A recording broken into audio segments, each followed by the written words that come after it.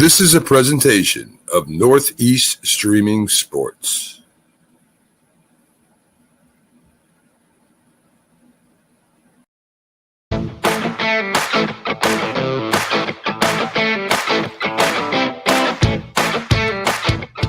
Good morning, everybody. Keith Engel for TGI Sports Talk right here on the Northeast Streaming Sports Network. I am saying good morning, but I'm not here. I'm on a cruise ship, and I'll be watching the show maybe with you. I don't know. Who knows? It's going to be a great time. I've been away in 2 years, guys. I've taken nothing but long weekends and sat in my backyard. I swear to God, 2 years. So I'm excited. We're going to be going away. So 2 Fridays, this show you'll be seeing, you'll know you're seeing it on the 15th. My guest today will be Rene LeRoux, the founder and executive director of the, I hope I'm not butchering your title there, Rene. We'll talk about when you get in here. I can't seem to get to the right damn page. Of the New York State Baseball Hall of Fame. Not just the Baseball Hall of Fame, though, as we'll probably focus there, is that's how I brought him in, but he's also founded the New York State Basketball Hall of Fame and now the New York State Hockey Hall of Fame. And he's just really brought a lot to the upstate New York area and recognizing local athletes, professional athletes, amateur athletes. I mean, so you've got everybody from local high school coaches, legends that I actually played against in high school, believe it or not.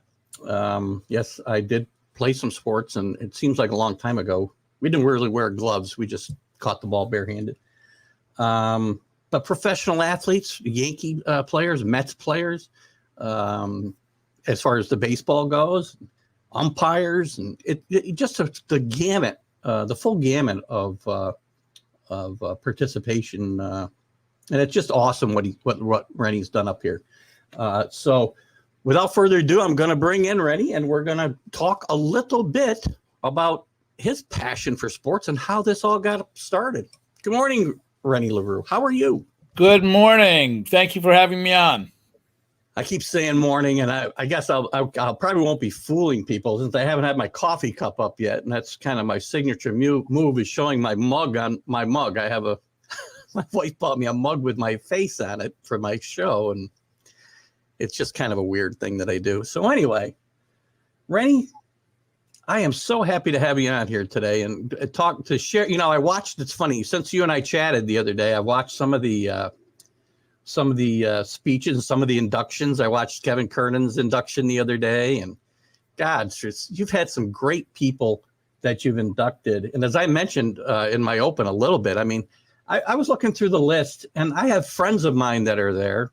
Paul Mound, the great coach at Siena, the baseball coach. There's guys that I played against in high school. I remember David Palmer. We played in different leagues, but teams met up in the sectionals here and there. Craig Phillips, who's a huge name in local baseball up here. He was coaching Fort Plain when I was in high school.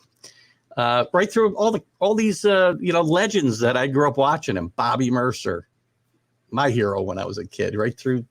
I know you've got Bernie Williams on deck here soon. And what brought you to this, Rene? What did sports mean to you growing up, and how did you get to this point in your life where this is what we're doing? Great question. I was always a basketball and baseball fan. I'm also a New York Giant football fan and a New York Islander hockey fan. But growing up, baseball was what I was best at, and really loved to play the game, watch the game, read about the game.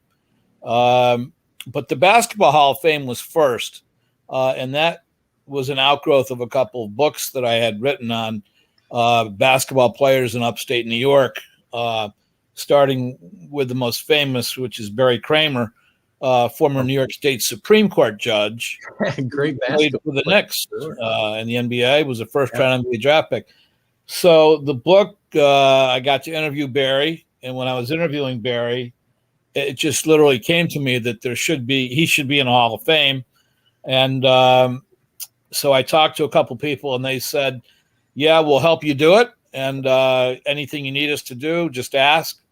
So that's how the New York State Basketball Hall of Fame started, and that was 1 year before the Baseball Hall of Fame. After the Basketball Hall of Fame, the very first year we had the induction dinner, we thought we'd have maybe 240 or 50 people come, and we had 400 people come. Wow. And everybody was just so happy about it. And literally the week after that ended, we started planning for the Baseball Hall of Fame. And that was really they're both labors of love. They're both fun.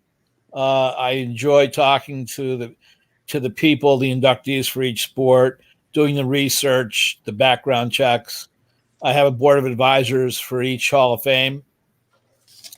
And after the first basketball dinner, it was sort of a cookie cutter approach. The baseball one was sort of the same, although the difference between the two is that baseball, obviously, there's major league teams, the Mets, the Yankees. Right. We used to have the Brooklyn Dodgers in the New. So that is a little bit broader in scope, wider in scope, includes more famous names, but they're equally, labors of love, and I enjoy each one the same. Excellent. I mean, it's an awesome endeavor, and I mean the names that even at a local level, when you talk about Barry Kramer, I mean he's the local legend here. People know about Pat Riley probably more than Barry Kramer, and I guess it's debatable which one went on to the more the bigger career. I guess as far as having an impact on society, I guess you could argue Barry had a bigger impact, even though Pat had a pretty good career. Oh yeah. Yeah. So when you were growing up, Rene, I mean you were a Yankee fan, I'm going to guess by some comments I've seen on Facebook and whatnot growing up. Yeah, I was a Yankee fan. I was originally a Mickey Mantle fan, and then quickly became Mercer, and then Thurman Munson actually became my favorite player. Yeah. And those Yankee teams from the 70s, they were World Series champs in 77 and 78, and I was 20 years old. So right in your youth. Teams that had Piniella and Gossage and Willie Randolph and Catfish Hunter, Greg Nettles, Bucky Dent. So that they were teams that were passionate. The guys played hard. They were easy to like and root for. But I also loved the Red Sox. Strange to say, I loved Fisk and Yaz and Evans and Louis Tiant. I mean. Hold on, I'm looking for the mute button here. Hold on. just 75 World Series is my favorite of all time, and Game 6, great series. When Bernie Carbo hit the tying home run in Game 6 is my favorite game. Game 6, 75. So, as I got older, my love for the game broadened to include all teams: the Mets, the Dodgers, St. Louis Cardinals, Reds, and you see the beauty of each ballpark. I enjoy each uniform, stars of each teams. And, they're, when you love the game and you love the sport, all of a sudden your favorite moments increase tenfold. Yeah. I mean, this has got to be a labor of love for you. I mean, how were you able to get this Baseball Hall of Fame started? What was the genesis and the logistics behind getting it all rolling? The very first Basketball Hall of Fame, I'm Saratoga Springs born and bred, and I live in Clifton Park. We have the events at the Hilton Hotel on Hoosick Street in Troy, and it's really a perfect facility because we rent many rooms in the hotel for the event, so guests come stay there, and the room holds significant amount of people. Not oddly enough, but we've sold out every event we've ever had, which is 13 in basketball and 11 in baseball. So we've had 24 sellouts. That's impressive. And as you noted, Paul Mound, Craig Phillips, Tino Martinez, Eddie Kranepool, Rico Petrocelli, Bobby Mercer, Munson, Guidry, And the people that come to this, it's really quite amazing. And to have a Paul Mound or a Craig Phillips in the room with Tino Martinez or Ken Singleton really is the beauty of the event, because we induct people for the impact they've had on the game at any level. So it could be a little league coach, a high school coach, Kevin Kernan, the fantastic New York Post sports writer, who's my favorite baseball news writer ever. Kevin always took the high road. He wrote great things about people and teams, and a really classy guy and a classy writer. So when you add all these together, it makes for a really great stew, really great pot of stew. That a little bit of this, a little bit of that. Buffalo, Syracuse, Rochester, Long Island, New York City, White Plains, Albany, Schenectady, Troy, Plattsburgh, Potsdam. It's a great state where we've had a great history in both sports. How's the attendance by the actual inductees? So obviously, I'm assuming the local guys definitely can get here. Logistics are easy. What's the attendance rate for some of the professional guys, for instance, that you've had inducted? Well, even though Munson passed away in '79, the legion of fans he has today is amazing. Amazing for sure. He had 100 people come from New York City and all over the state to come honor him. Thurman didn't get a chance to experience this, but his wife Diana and his children came from Canton, Ohio, and we hold that night. We had 500 people in the room. We normally have 300, so we squeezed 500 people into a 300-person room that night, and it was amazing. Ronnie Guidry was there, Louisiana Lightning, the team trainer, Gene Monahan, came up from North Carolina. He works for Hendricks Motor Car, NASCAR now. And so that was the most we ever had for one person, but we've had several inductees that have brought 80 guests, 70, 60, 50 people. Generally we try and cap the event at 300 people. But if somebody wants to buy more tickets, that's fine. Yeah. And we, it's funny, we don't go out and sell tickets. The inductees all call me and say, gee, I need 30, I need 40. So that's the way that works. Well, please, as I said to you yesterday, you got to let me. I got to be involved. I got to be there. I'm so excited about getting involved and seeing this event up close. Listen, before we go off of Thurman, I noticed that the year he was inducted in 2019, that was the same year Bobby Mercer was inducted, and I thought it was kind of fitting, actually, because one of my favorite games is a very heart-wrenching game as well. The day after Thurman's funeral, where Bobby just won the game single-handedly for the Yankees against the Orioles, and I love Bobby Mercer, and I think it's really cool that he was inducted into this Hall of Fame with Thurman. And that was so touching. Both Diana Munson and Kay Mercer came, and Kay came with her son Michael, and Todd. I'm sorry, Michael is Thurman's son, and they really are so close to this day. 42 years later, and Kay, they both gave great speeches that are on our website. nysbhof.com, and she's a lovely lady. Kay Mercer, what a tribute she's done for Bobby moving forward. And one of the things that I was really happy about, we recently inducted Kenny Singleton, who just retired as the Network guy. And Kenny tells the story about playing right field for the Orioles the day Bobby drove in all 5 runs and got the game winner off Tippy Martinez in the 9th inning. Yeah. And Ken was so poetic about how he actually was rooting for the Yankees in his heart. He said the feeling, like in the 1st inning, like he said, almost like no one really wanted to be there, and everyone had tears in their eyes, and everyone, like he said, you could feel it, you could cut it with a knife. The feeling in the air, and we're going to lose that game. And Guidry was pitching, and Mercer drove in all 5.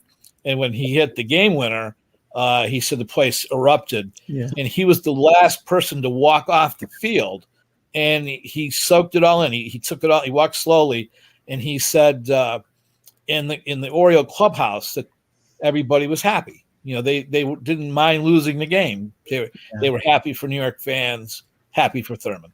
Yeah, that's an awesome story. Yeah. Yeah, and those, you talked about Diane and Munson and Kay Mercer, two classy ladies that I think the Yankees will. Hopefully, they've taken care of them. I know that during certain ceremonies and stuff that they've been in attendance, and it's awesome that they're there representing their both lost their spouses way too soon. Bobby, didn't die as tragically, but not the same kind of way, but just as tragically in my mind. Is such a great guy. The Yankees have an old timers day every year, and they bring back, I think there's 7 widows of Yankee legends, to include Jean Stottlemyre, Mel's wife, Jill Martin, who was Billy Martin's widow, Kay Mercer, Diana Munson. The other one's is Catfish Hunter's wife, Helen, and the Yankees are a classy organization to bring these ladies back every year and honor their husbands, and the wives and all the fans of those players come. And if you're a Yankee fan, you remember. Yeah, always will remember for sure. It's funny.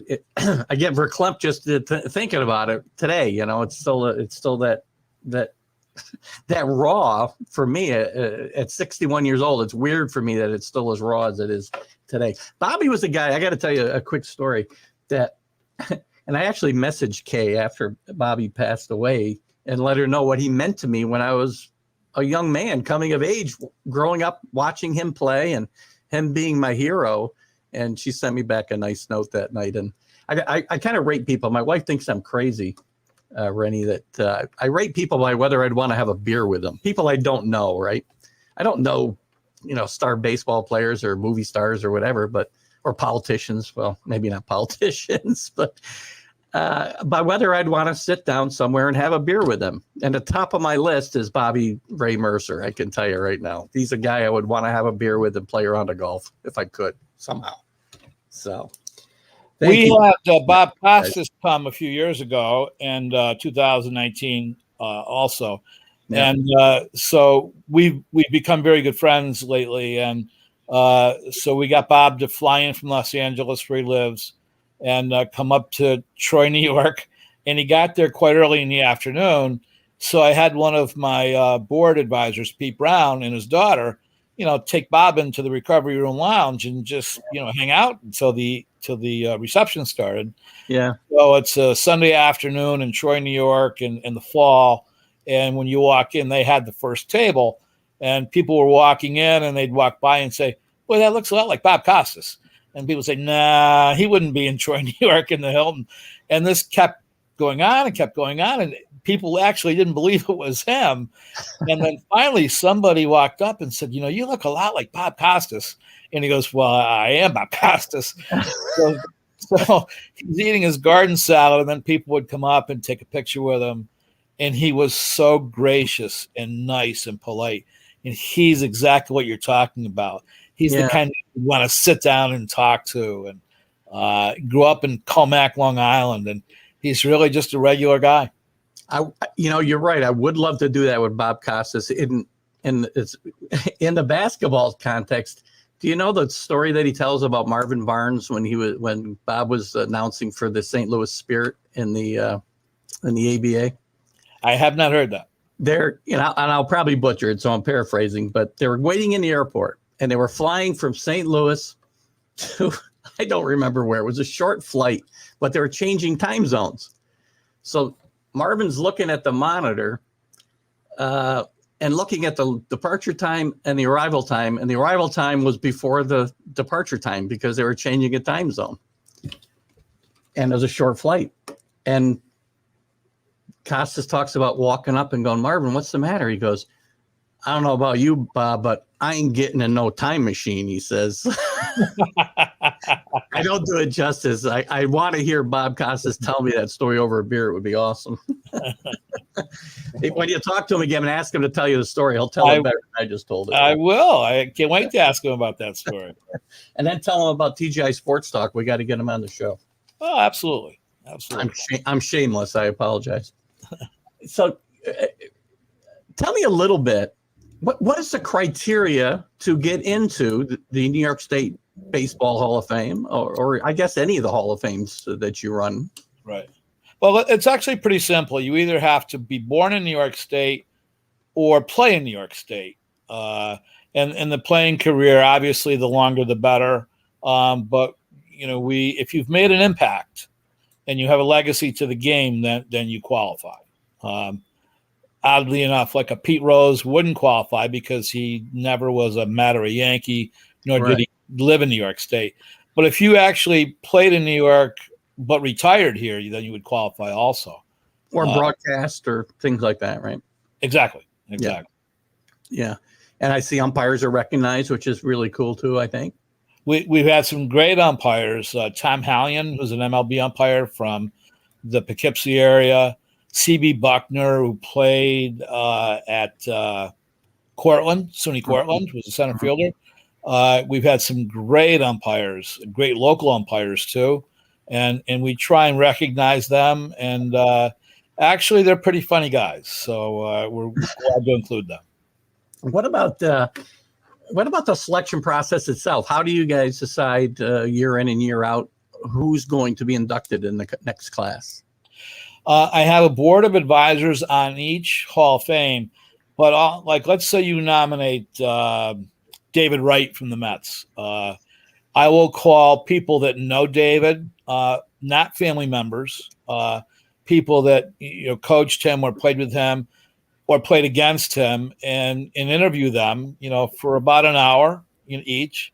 And after we do the interview processes, we circle back to the advisors and I say, how do you feel about inducting David Wright? And they'll say, the data, how old is he? Where is he from?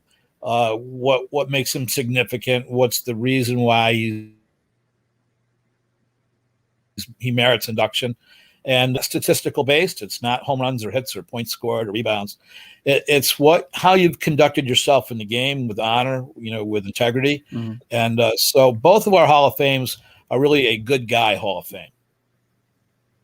And I was not going to go there. So you have very large classes too. So I mean, the final say. So I nominate somebody, and you go through your process. Where's the final say come from, and the final vote come from? Each of the advisors has a vote, and mostly we're unanimous on each pick. The hard thing is where to stop because, as you said, the classes are 12, 13, 14 people. Yeah. We're more of a large hall as opposed to a small Hall of Fame. Like Cooperstown, you see only 2, 3, 4 people inducted a year. We're inclusive. We because we honor high school, college, players, coaches, writers, announcers. We want to honor everybody who really loves the game. So we're and really, I think that's one of the things that makes us work is that we honor the regular guy as opposed to the major league star or the NBA star. And I mean, is there any quota for as far as local inductees versus professional players or announcers or whatever per year? Well, we do that by geographic region, and the state is broken down into Western New York, mm-hmm. which is basically west of Amsterdam, New York, Buffalo, Utica, Rochester, Syracuse. Then upstate New York goes from Kingston to Canada, and downstate is Kingston South, inclusive of Manhattan, New York City, and Long Island. So we try and balance it so it's relatively even, 4, 4, and 4, 5, 4, and 3, something like that. So we're not top heavy in any one region. It doesn't always shake out that way because we're so well known nationally now. We get nominees every other day, every week, 52 weeks a year. So each year, let's say 100 is the name that's on a list that we pare down from. So it'll go 100, 80, 60, 40, 20. And then at 20, we try and get it down to 12, 13, 14. So that list keeps replenishing as each week and year goes by. And sometimes people actually, there's campaigns run for a player or a person to be inducted. And I'll get a thesis sent to me in the mail by people who collect painstaking data on their careers. Mm-hmm. And I mean, I'll get literally like a college term paper submitted to us. And, when we get a groundswell support, that does help the person. I'm sure it does. Is there anybody that stands out, or a couple of people that stand out as far as their induction speeches that was just memorable for you? I know it's tough with the number you've had. I've told the story so many times, but it's worth retelling. In baseball, one of my favorite induction speeches is Andy Van Slyke, who was from Utica, New York. Andy was a first-round Major League Baseball draft pick. Could have played basketball at Duke or Kentucky or Indiana, anywhere. Tremendous athlete. When he grew up, he was not. He was a little wild, a little unruly. Did not have a great relationship with his parents. His dad was his high school principal. Andy was a little wild. Didn't really take well to coaching, but he was so gifted athletically.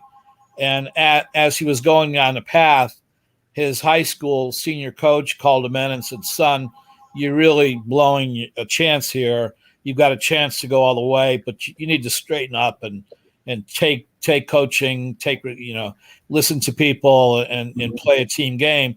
And he did. That speech meant a lot to him, and he turned it around quickly, and very quickly became an NBA Major League player with the St. Louis Cardinals, Gold Glove winner, World Series champ. Gets traded to the Pirates, had a long, great career, was a tremendously skilled center fielder. But during all that time, his dad was an old-fashioned disciplinarian guy, and I don't think he and Andy ever had a real moment. When he got inducted, he actually called me from Italy. He was on a trip, and he said, "I'm so glad. I'm buying a table. My parents are coming." And so that evening, he got up to speak, and it was as if his parents were the only people in the room. Room was packed, 400 people that night. But Andy spoke and looked only at his dad, and he apologized. And he said, "Dad, I love you so much. I'm so sorry that I was so difficult as a child. I'm so sorry I never listened to you. And I'm so sorry I had a bad attitude. But I want you to know how much you meant to me." And he gave this speech, not a dry eye in the house. It was really amazing. Everybody was like dabbing at their eyes. His dad never cracked a smile, by the way. Old-fashioned, tough guy. Right. And his dad was in his 80s at the time. And 3 or 4 months later, his dad passed away. Oh, my. But he had that Field of Dreams moment with his dad. Yeah. He's still alive in the room. And like when you talk about people, until you're in a room with somebody like that, and until you're up close with Andy and talking to him, you can't really appreciate what a real gentleman he is. And a lot of these guys, you only read about them in the paper or hear about them on TV, and you don't realize what a great guy Mercer was, or Munson, and how they went to hospitals and gave equipment to dying kids. And you don't read about that in the paper or hear about that.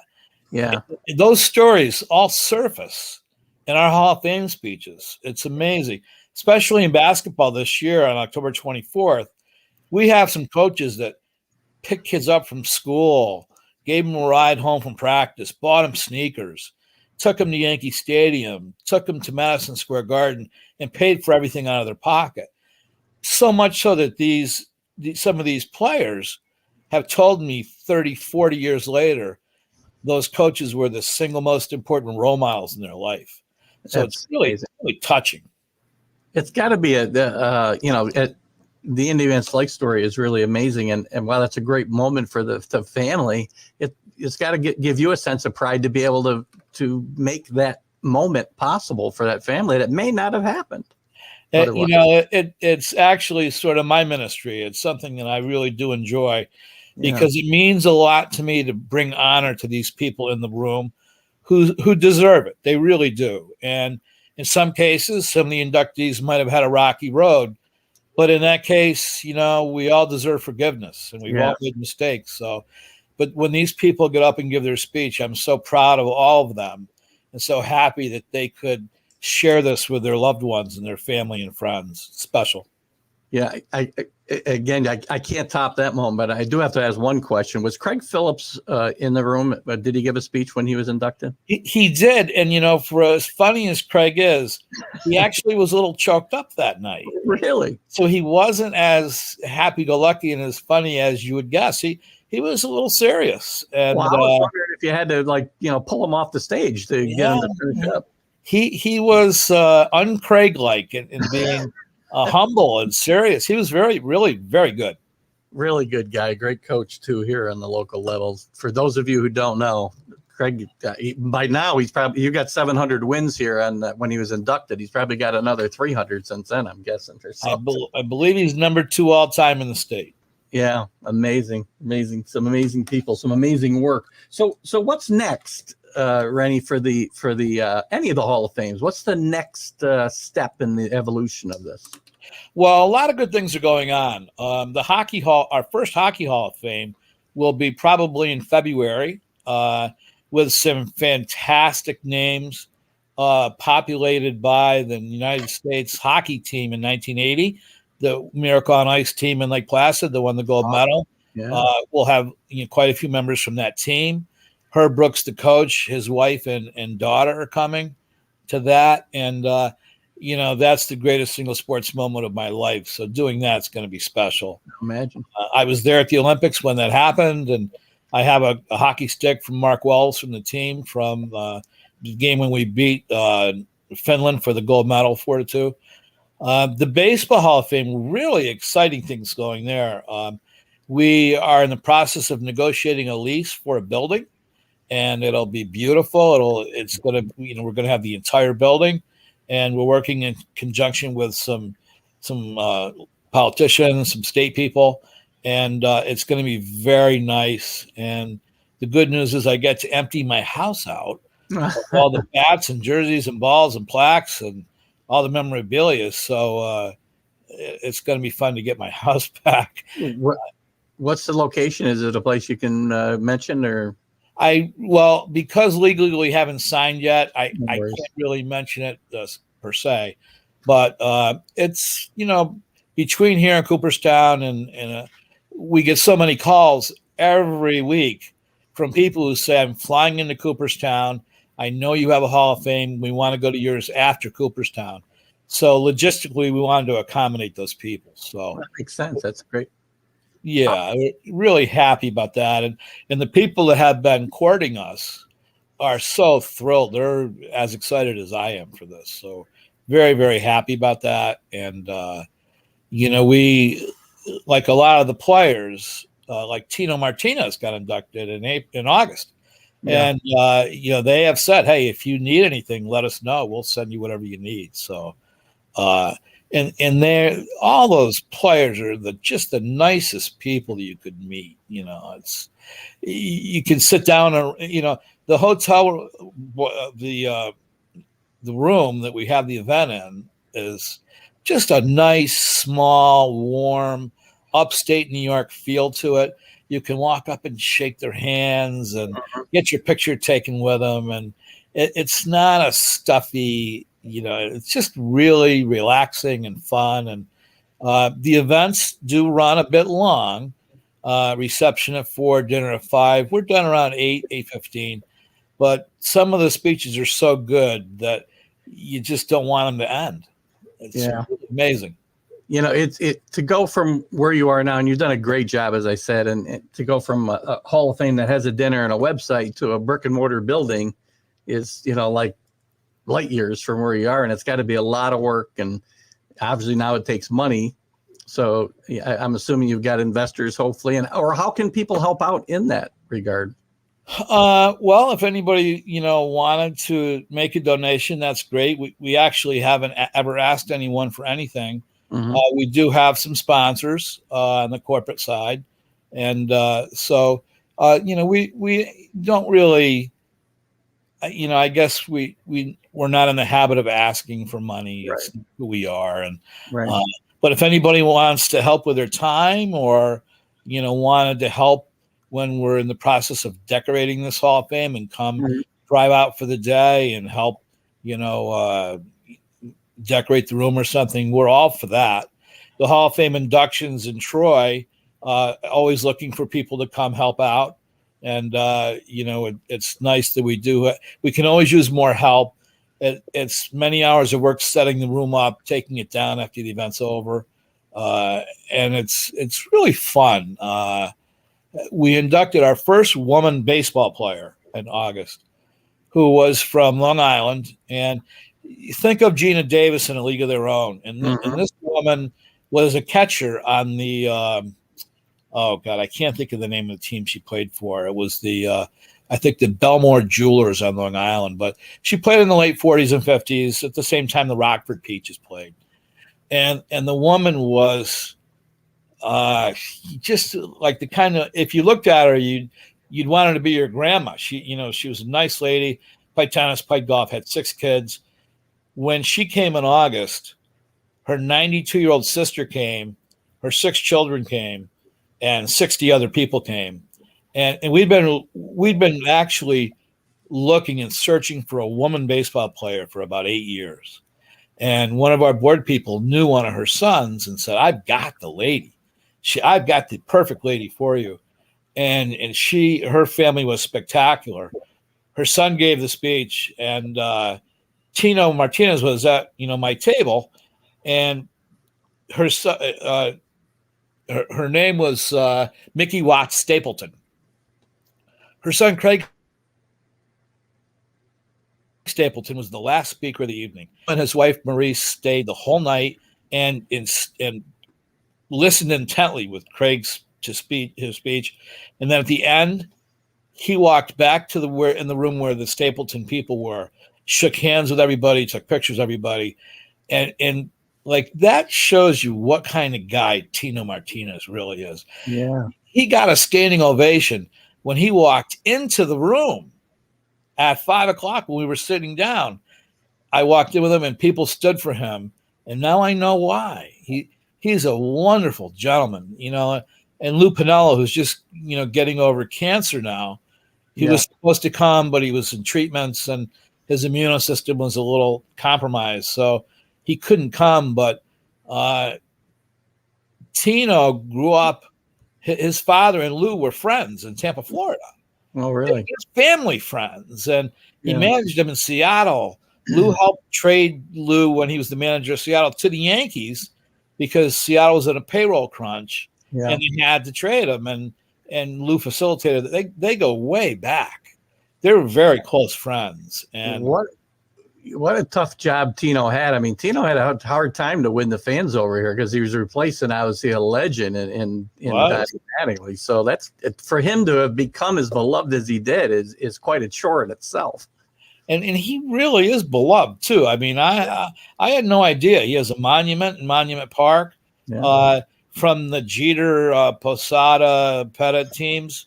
Tino's right there. I mean, he's a loved guy, and he was a leader, a winner. He showed up. He took the game seriously, and God, I loved how he played the game.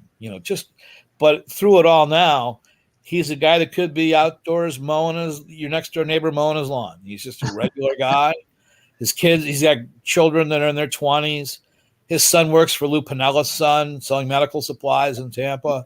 I took him to the Valley Cat game the night before our induction, and we were sort of time challenged because they hadn't had dinner. The flight was delayed, and we had to get to the hotel by 9:00 to order, or else the restaurant was going to close. Mm-hmm. But when he got to the Joe, he had so much fun he didn't want to leave. And the people, we announced he was coming, and so when they knew he was there, he got mobbed going from the park to the car, leaving the ballpark. There had to be 150 kids and adults, all just wanting to shake his hand. I said to his wife, "Maria, does this happen a lot?" And she goes, "Oh yeah, Yeah, I mean that's his legacy. That's who he was, and 4-time World Series champ in 5 years. I mean, Tremendous for and sure. he graced us with his presence that weekend. And it was funny because he said the night before we were having dinner, he goes, I heard a lot about Saratoga. He goes, is it close by? Can Marie and I go up there in the morning? And I said, yeah. So he rents a car. He drives to Saratoga. But I was so busy that day, I didn't have anybody to show him around Saratoga. And he went up, walked up and down Broadway, had dinner at lunch at La Cantina on Broadway, used to be Lillian's. And I don't think anybody recognized him. It was great. He got back and said he had the best time. That's awesome. What a great story. You mentioned Lou Piniella, by the way. I don't know if you have any inside information. Is Lou doing better?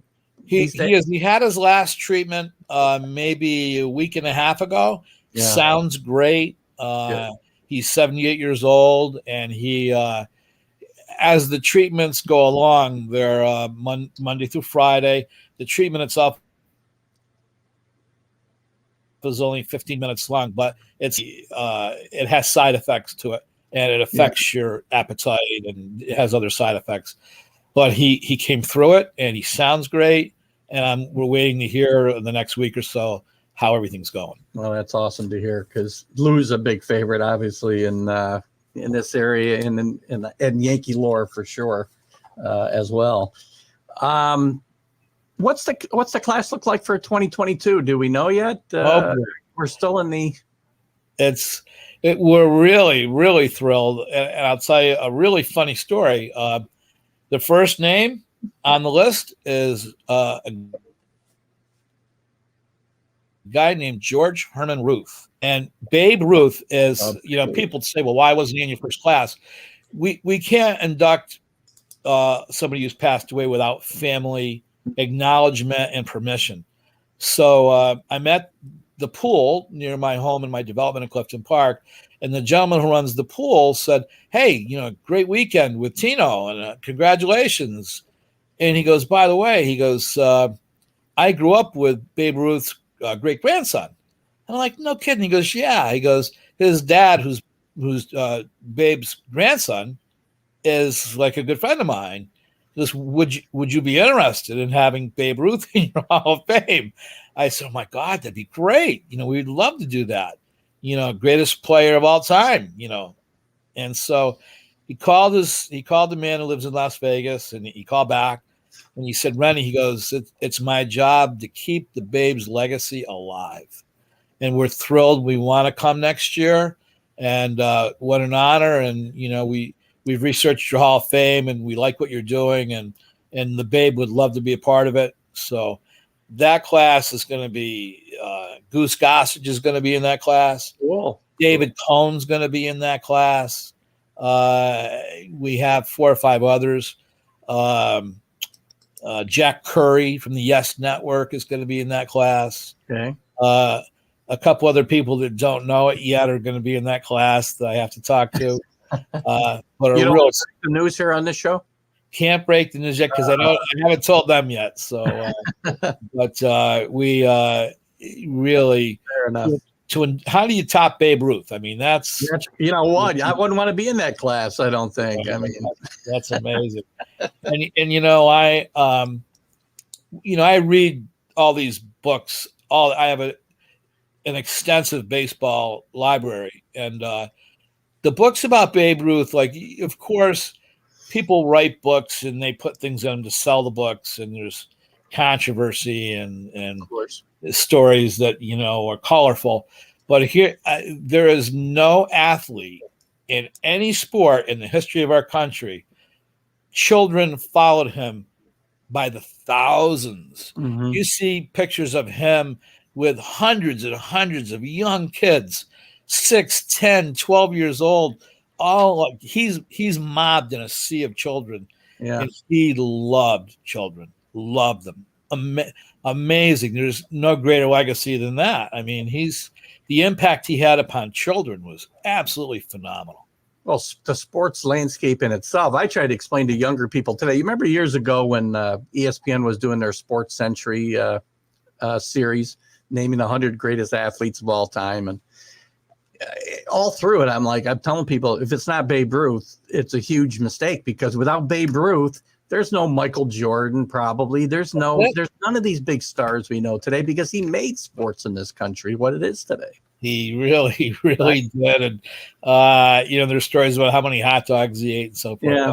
But the lasting impact he's had upon sports, as it's not just baseball, but all sports. Oh, just an sure. amazing man. And, our Hall of Fame has grown each year in both sports, baseball and basketball. Yeah. We have people fly in from all over the country for this. And it's really a special night for a lot of different reasons. And, their speeches aren't just about a game-winning hit they got or a game-winning basket. It's from their heart. It's from, what it meant to them. And that it's just a special, some of those induction speeches are on our website in baseball, and they're all really moving, especially Kay Mercer and Diana Munson.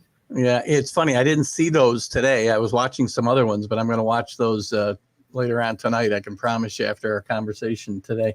One other thing about the dinners: are there alumni from the other classes that come to the newer inductee ceremony? More so in basketball, because the majority of the inductees are from Potsdam to Kingston. Yeah, so it's an easy drive for them. So we get a lot of repeat attendees who really have stayed involved, happily so, and they're involved in the selection process, and they love talking about the sport and the game.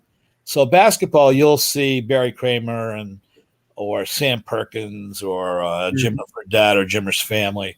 You'll see a lot of them come back. Rick Carlisle, the NBA coach, is from up north of Potsdam, and up north of Potsdam is not much of anything. So no, I did not know he was from there. He was from it's a really small town, Waterloo, New York, or something like that. And so he flies up in his own plane. And one of my favorite basketball guys is the former Siena coach Mike Dean, who was the single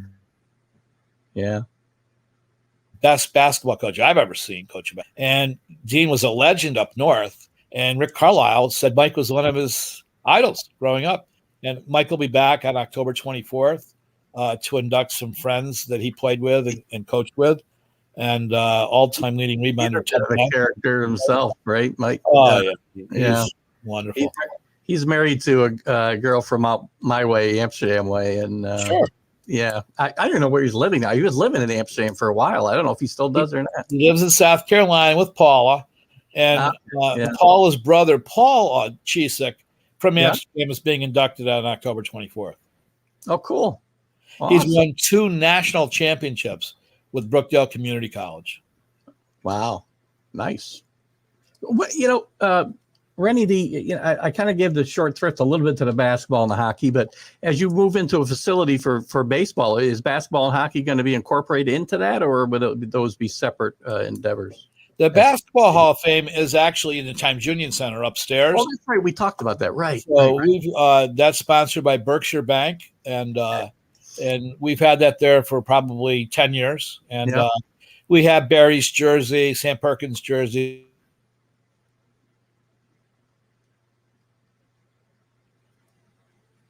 I hope I didn't lose Rennie there.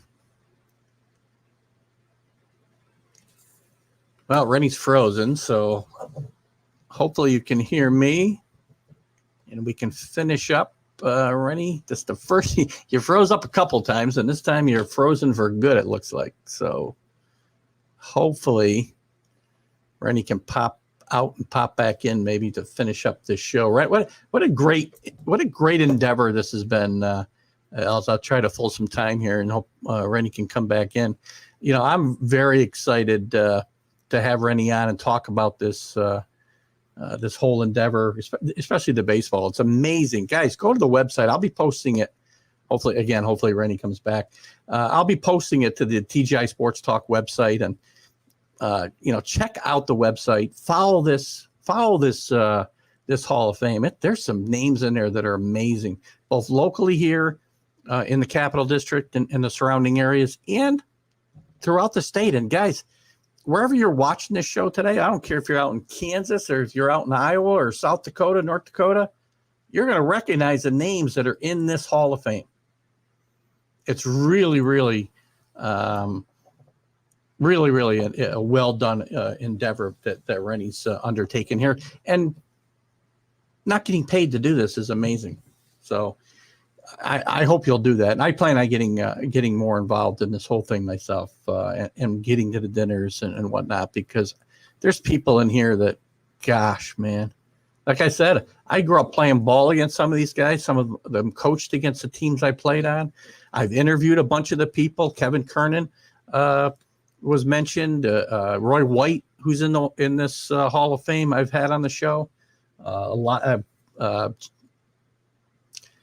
Gosh, I just forgot who. Marty Pell has been on the show. So there's been a bunch of people that we've had on, and it's exciting for me to be able to, bring this about and get a little more exposure for this Hall of Fame, the little bit that I can do. And also the Basketball Hall of Fame. It's exciting for the local area to be able to celebrate some of these people that have come out of the Capital Region. You heard Rene mentioned a few of the names, Barry Kramer, Pat Riley for sure, which I don't remember hearing Rene mention, but Sam Perkins, Jimmer Fredette. Been a lot of really good names that went on to really good basketball careers, either in college and the pros, or if they were just, great players on the local level. They deserve to be recognized. And I hope other states are doing this type of thing. And, we'll look for some of those executive directors and founders like Rene to talk about if we're able to do so. So unfortunately, we did lose Rene, and I have not seen him pop back in. We got a few minutes before we have to wrap up the show. So not my normal Friday, because again, this is on tape and I am on a cruise ship as we speak. For a Sunday show, which will be the 20. Excuse me while I look. I'm sorry. This show is airing on the 15th. That show will be on the 17th. I'm going to try to do something from the ship. If we can, be later in the day because of logistics, but I'm going to try to do a quick whatever. We aren't going to do 2 hours, but I'll try to get on. We'll do maybe something for the football game start, maybe something during the football games. I don't know, but we'll figure something out there, and then I'll be back the following Sunday to do the show live, or able to do the show live. And I don't know if I'll be back, but I'll be able to do the show live. And we'll have to talk about what we're going to do. We will have another taped interview, hopefully on the 22nd. I just don't know who will be yet. I'm still working on that as we speak. And also the college football huddle we'll try to do something with come, I guess I'm having trouble with the dates now. The college football show on the 20th, we will try to do something from the cruise ship as well. Again, a short show, not an hour and a half. Probably won't have Mark Mancini with us that night, but maybe we'll try it. I don't know. We'll see how it goes. I'll do some testing and see how it works out. So I don't think we're going to get Rene back, unfortunately, but it was a great honor to have him on today. He's doing some great work here in the capital area. And it's work that people across the country, I know, will enjoy as they come into Cooperstown. And he's able to put this brick and mortar facility together. I think it's going to be a very, very exciting place for people to visit from outside of the area as well. So, there's Rene's back. So we'll get a chance to at least say goodbye and thank you to Rene. Rene, there you are. Sorry about that. We got World of Technology bumped us off. Yeah, you froze up a couple times quickly, and then that last time you just went. So I was kind of filling, and I spent the last 5 minutes really giving you all kinds of platitudes, and so you'll have to watch the show, I guess, to really hear them, because I'm not gonna repeat them now. Okay. No, I'm just kidding. You've done a great job here, and I've encouraged people to get to the website.